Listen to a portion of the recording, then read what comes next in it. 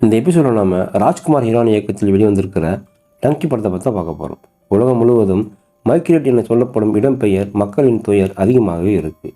சில மக்கள் தங்களுக்கு பிடித்த இடத்தில் வாழ விரும்ப முயற்சித்து வராங்க. ஆனால் அரசு அதற்கு எல்லாம் அனுமதி இல்லை என பெரிய பெரிய சுவர் எல்லாம் எழுப்பி எல்லைகளை பிரித்து வைத்திருக்கு.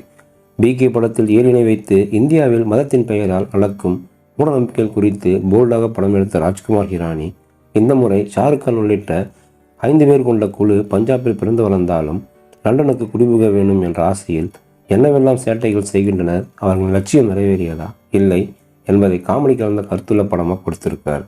பிக் பென் என்ற வார்த்தையை யாராவது சொன்னாலே லண்டன் நினைவுகளில் மிதக்கும் ஒரு குழு லண்டனுக்கு செல்ல சரியான ஆங்கில அறிவு வேண்டும் என நடத்தப்படும் தேர்வில் ஃபெயில் ஆகிடுறாங்க. அதன் பின்னர் அவர்கள் குறுக்கு வழியை ஹர்திக் சிங் என்னும் ஷாருக் கான் உதவியுடன் எப்படி சாத்தியமாக்க போராடுறாங்க, என்னவெல்லாம் பிரச்சனைகளை சந்திக்கிறாங்க என்பதை தான் திரைக்கதையில் சுவாரஸ்யம் கலந்து கொடுத்திருக்கிறார் இயக்குனர். முந்தைய படங்களைப் போலவே அவரது காமெடி எழுத்துக்களுக்கு ரசிகர்கள் தேட்டரில் விழுந்து சிரிக்கிறாங்க.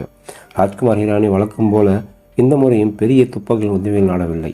ஷாருக் கானை வைத்துக்கொண்டு ஜவான், பதான் போன அனல் தெரிக்கும் ஆக்ஷனை செய்து பாக்ஸ் ஆஃபீஸில் வசூலை குவித்து விடலாம். ஆனால் அவருக்குள் இருக்கும் நல்ல நடிகரையும் காமெடியனும் வெளியே கொண்டு வந்து இப்படியும் ரசிகர்களை என்டர்டெயின்மெண்ட் செய்யலாம் என காட்டி ஃபீல் குட் மூவியை கொடுத்திருக்கிறாரு.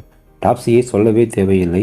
கிடைக்கிற கேப்பில் எல்லாம் ஷாருக் கான் இணைந்து அவர் அடிக்கும் டைமிங் காமெடி பக்காவாக ஒர்க் அவுட் ஆகியிருக்கு. விக்கி கௌஷல் கொஞ்ச நேரமே வந்தாலும் மனதில் நிற்கிறாரு. இசை, ஒளிப்பதிவு என அனைத்து கிராஃப்களும் தூள் கிளப்பது.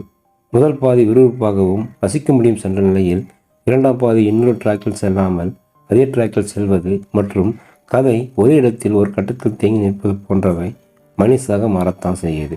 3 Idiots பிகே அளவுக்கு இந்த படம் இல்லை என்பதுதான் நிதர்சனமான உண்மை. ஆனால் நிச்சயம் ரசிகர்களை என்டர்டெயின்மெண்ட் செய்யும் என்பது உண்மை.